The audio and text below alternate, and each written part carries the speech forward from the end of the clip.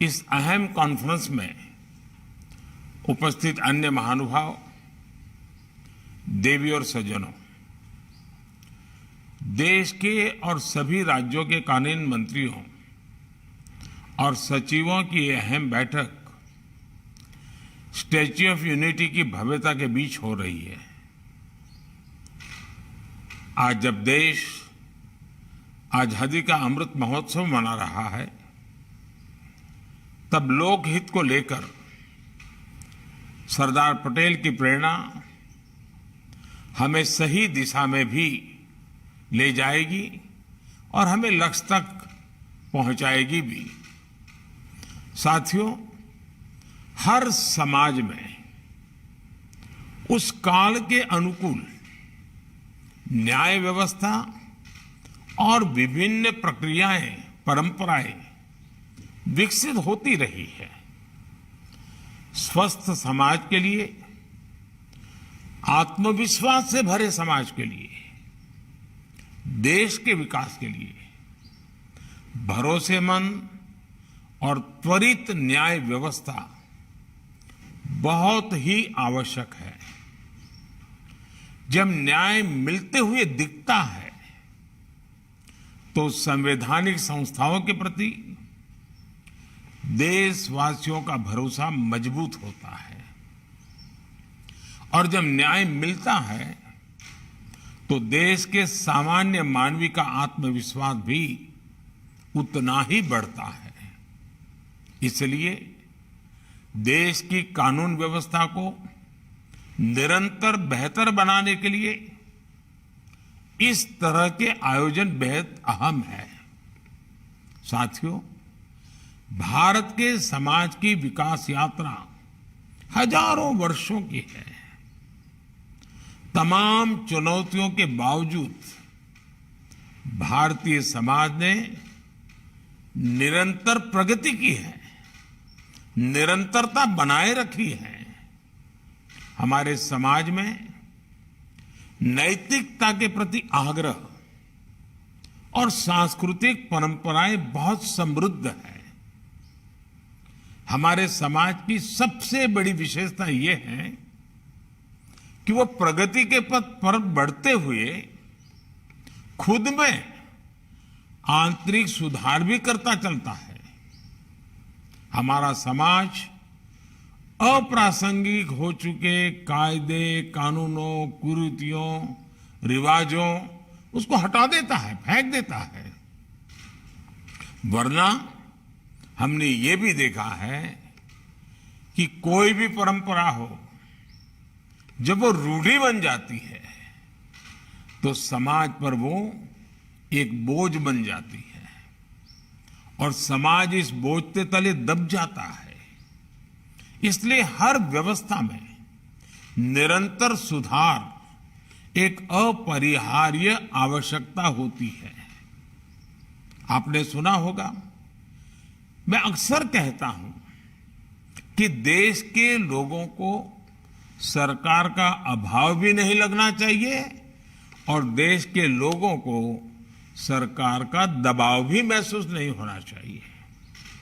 सरकार का दबाव जिन भी बात से बनता है उसमें अनावश्यक कानूनों की भी बहुत बड़ी भूमिका रही है।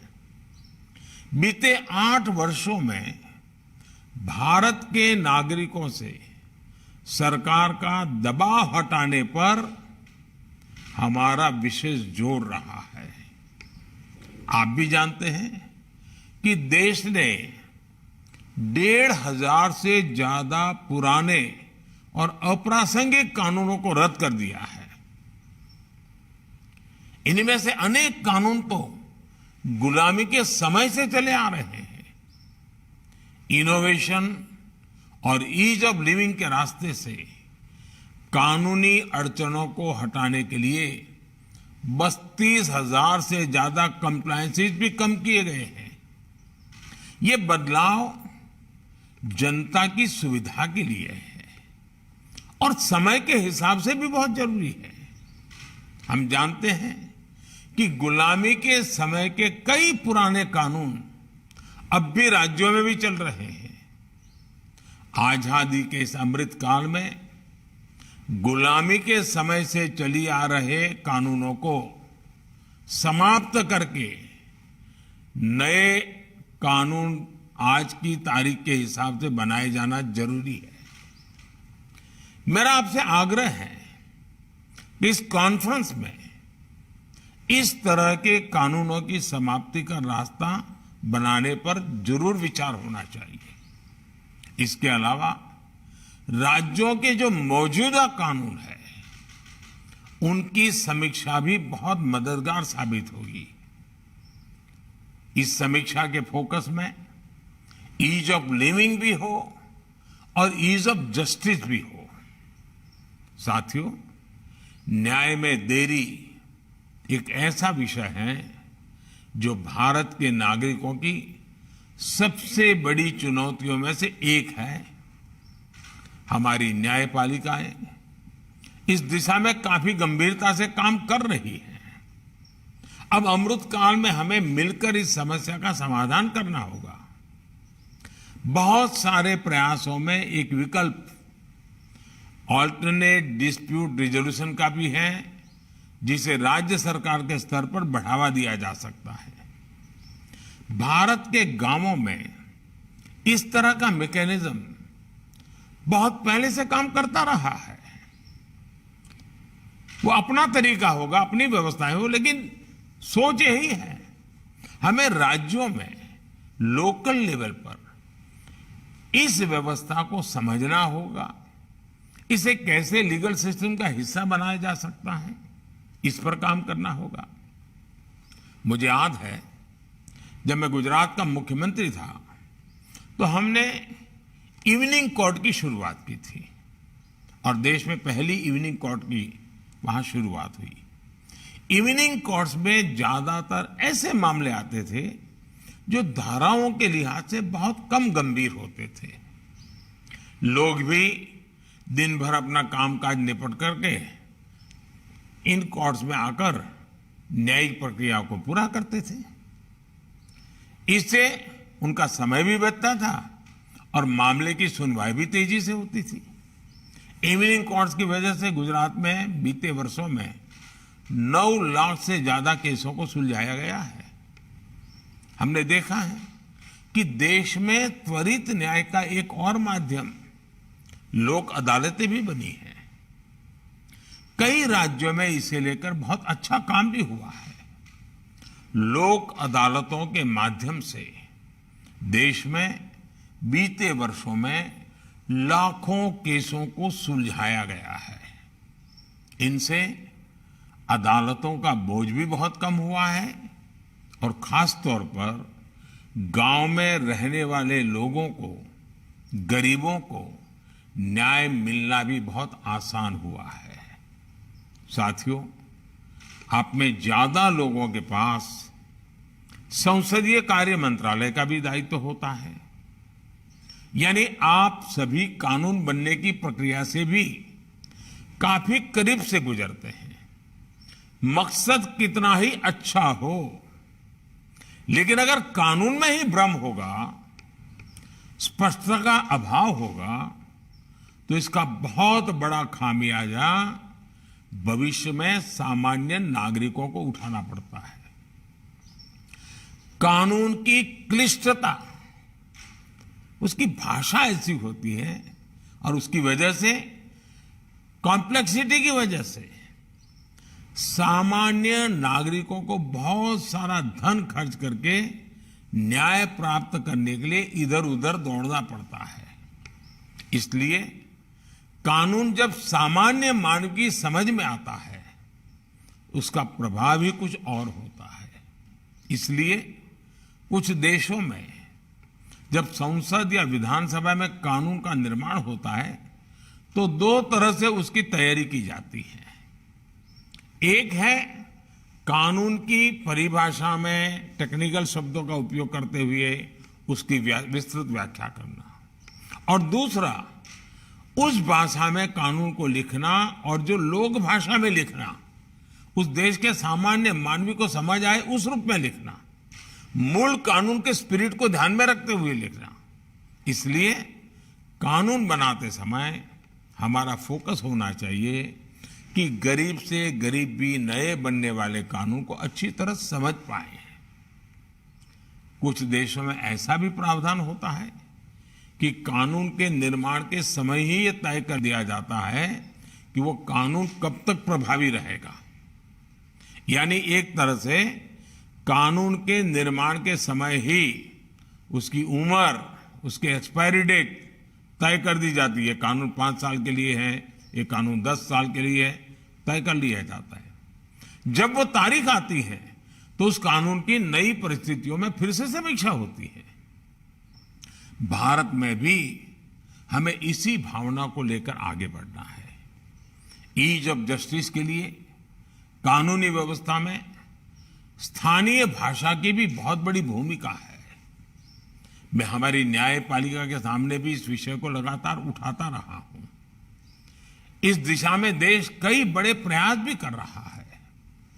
किसी भी नागरिक के लिए कानून की भाषा बाधा न बने, हर राज्य इसके लिए भी काम करे। इसके लिए हमें लॉजिस्टिक्स और इंफ्रास्ट्रक्चर का सपोर्ट भी चाहिए होगा। और युवाओं के लिए मातृभाषा में एकेडमिक इकोसिस्टम भी बनाना होगा।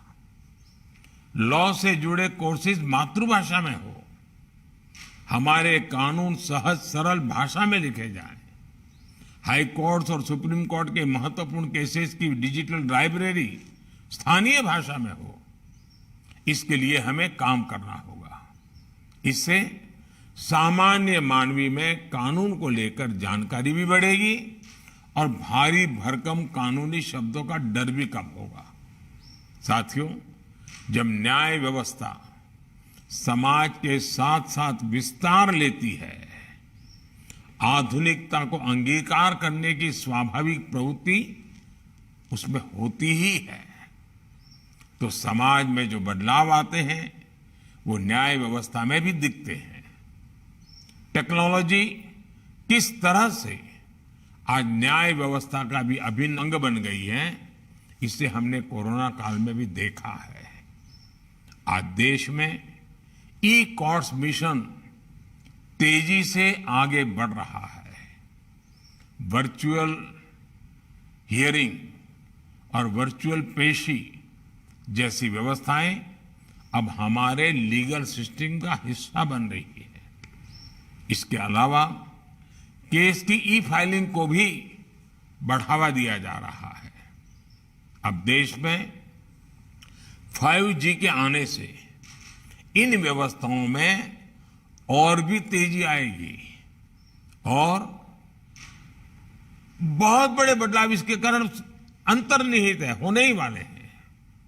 इसलिए हर एक राज्य को इसे ध्यान में रखते हुए अपनी व्यवस्थाओं को अपडेट और अपग्रेड करना ही पड़ेगा।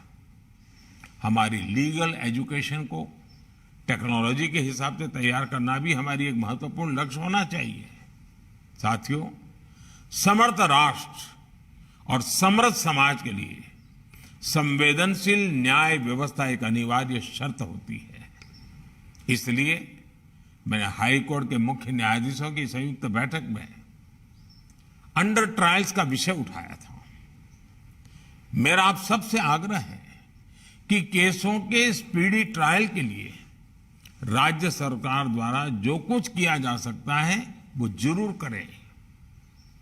विचाराधीन कैदियों को लेकर भी राज्य सरकारें पूरे मानवीय दृष्टिकोण के साथ काम करें ताकि हमारी न्याय व्यवस्था एक मानवीय आदर्श के साथ आगे बढ़े। साथियों, हमारे देश की न्याय व्यवस्था के लिए संविधान ही सुप्रीम है। इसी संविधान की कोख से न्यायपालिका, विधायिका और कार्यपालिका तीनों का ही जन्म हुआ है। सरकार हो, संसद हो, हमारी अदालतें हो, ये तीनों एक तरह से एक ही मां, संविधान रूपी माता की संतान है। इसलिए कार्य भिन्न होने के बावजूद अगर हम संविधान की भावना को देखें तो वाद विवाद के लिए, एक दूसरे से होड़ के लिए कोई गुंजाइश नहीं रहती। एक मां की संतान की तरह ही तीनों को मां भारती की सेवा करनी है। तीनों को मिलकर 21वीं सदी में भारत को नई ऊंचाई पर ले जाना है। मुझे उम्मीद है कि इस कॉन्फ्रेंस में जो मंथन होगा उससे देश के लिए लीगल रिफॉर्म्स का अमृत जरूर निकलेगा। आप सबसे मेरा आग्रह है कि समय निकाल करके स्टैच्यू ऑफ यूनिटी और उसका पूरे परिसर में जो विस्तार और विकास हुआ है उसको आप जरूर देखें। देश बहुत तेजी से आगे बढ़ने के लिए अब तैयार है। आपके पास जो भी जिम्मेवारी है उसको आप बखूबी निभाएं, यही मेरी आपको शुभकामनाएं हैं। बहुत बहुत धन्यवाद।